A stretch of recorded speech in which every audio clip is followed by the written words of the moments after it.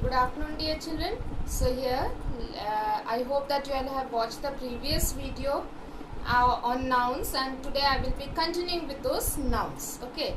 As we had studied in our previous video, what are nouns?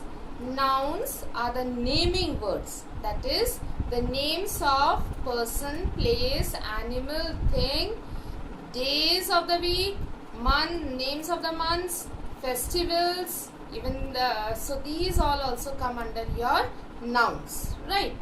Then we had also studied that nouns are of totally 6 kinds, you can say. From that we had studied the 3 kinds. Those were your proper nouns, then common nouns and collective nouns. So these we had studied that proper nouns, it is the name, particular name of a person, place or anything. Even the festivals also will come under your proper nouns. The days of the week will come. The names of the months will come. Those all will be coming under your proper nouns. And we have one speciality is that of proper nouns is that the first alphabet should be capital.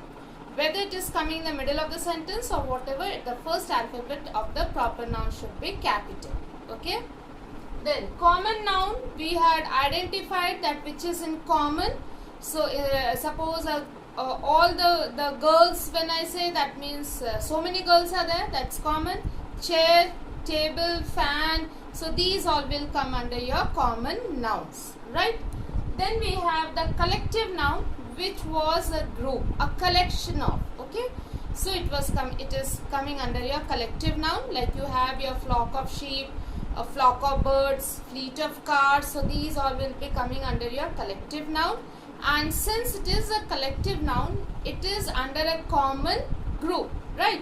And so we will be using, along with this collective noun, we will be using the singular verb, right? Whether it is your singular helping verb or your singular main verb. So this is what we had studied. Now today we will be studying about your abstract nouns, then your concrete nouns, material nouns. Okay, so these all we will be studying today. Now let us come to what is your abstract noun. The word abstract itself defines that which we cannot see, which we cannot touch and feel with our hand. But of course, we can feel it with our heart and mind. Okay, we cannot touch and feel, but we can feel it with our heart and mind.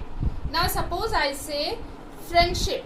My friendship with her is very good. So that means friendship, though I cannot touch it, but I can feel it with my heart, right? So that will come under your abstract noun. Your anger. Anger, I cannot touch it, but it's building up, it's within you, you can feel it. So that is your anger is also coming under your abstract noun. Okay. So abstract nouns are those nouns which we cannot touch and feel with our hand, but we can feel it with our heart or our mind. So that will come under your abstract noun, right? So you have got many like honesty. Okay. Now suppose, yes, one more thing. Now how we will be differentiating these all, okay? Now if I say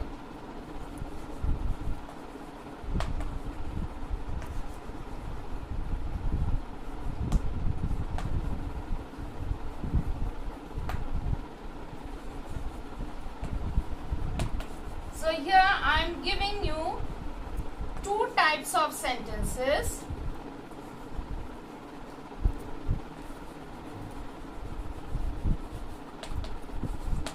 Right. Now here let us observe these 2 types of sentences.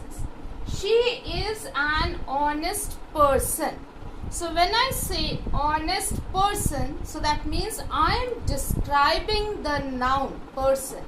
I am describing this noun, okay, as honest. So here my word honest has been used as adjective.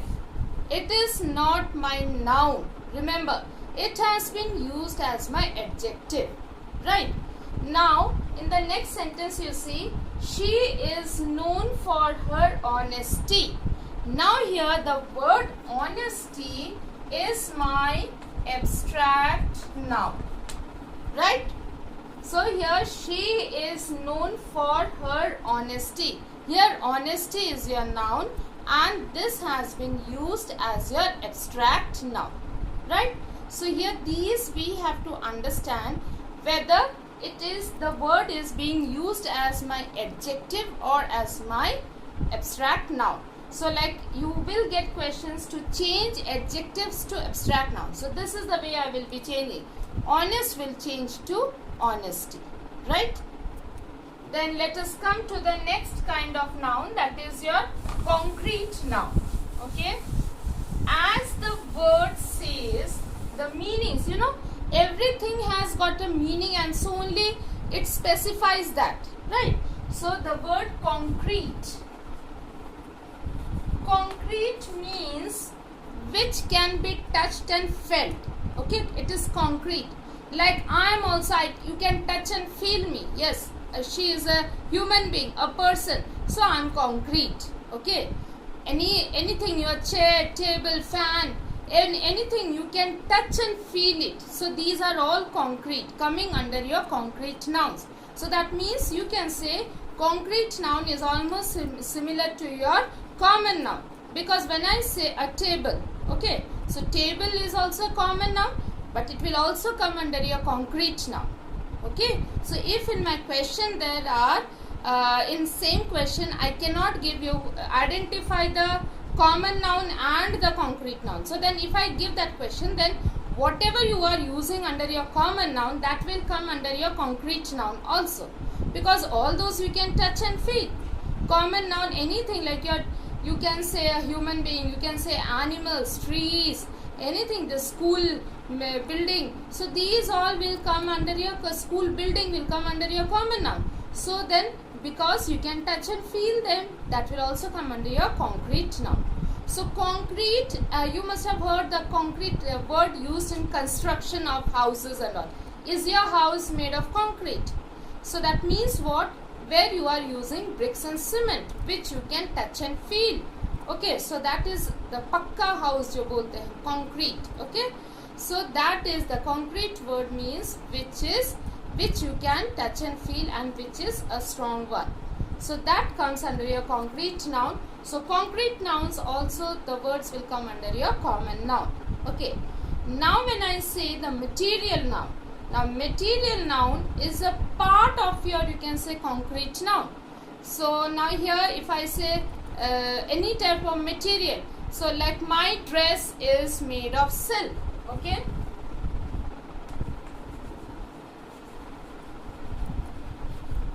under this, my dress is made of silk. Now let me show you another type of sentence. Okay,